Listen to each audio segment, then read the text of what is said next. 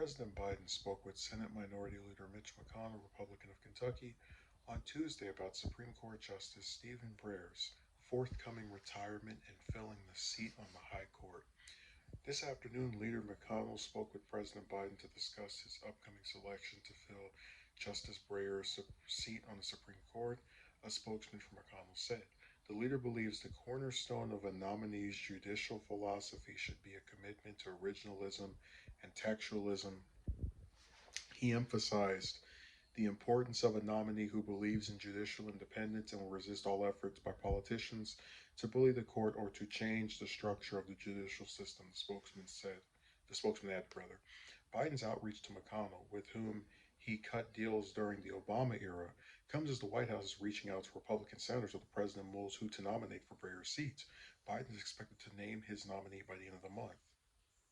Though Senate Democrats can confirm the nominee without Republican help if all 50 remain united, they are hopeful that they'll be able to peel off at least one Republican vote.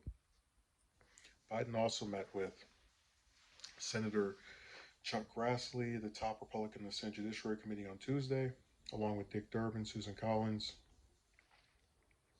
Excuse me. He met with Durbin and Grassley on Tuesday, which was today. It will be tomorrow. I put this up. Um, he met with Collins and Graham.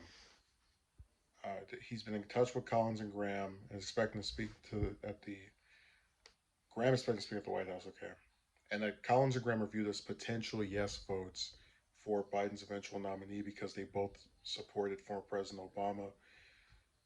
Supreme Court nominees, along with Senator Lisa Murkowski, they have voted for more of Biden's lower court nominees than the rest of the Senate GOP caucus.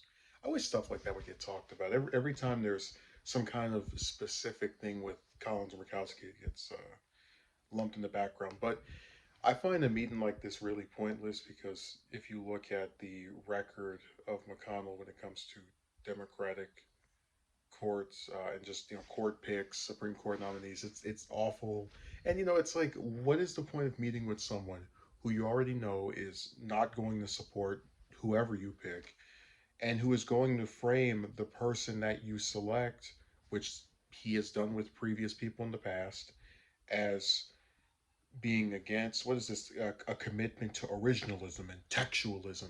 And we've talked about this before. Every Supreme Court nominee, whether they're as conservative or as liberal as you'd like, has a philosophy that, while related to politics, comes out in their rulings. It's so weird that we still pretend that that's not the case.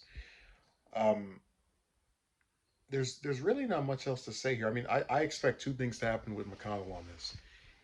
Well, I expect him to be against whoever it is, but it's either going to be for two different reasons. It's going to be pretending that this person is the most extreme individual you've ever seen, even if it's some, lightweight, you know, random Democrat that has never been known for any kind of strong, assertive positions that are progressive.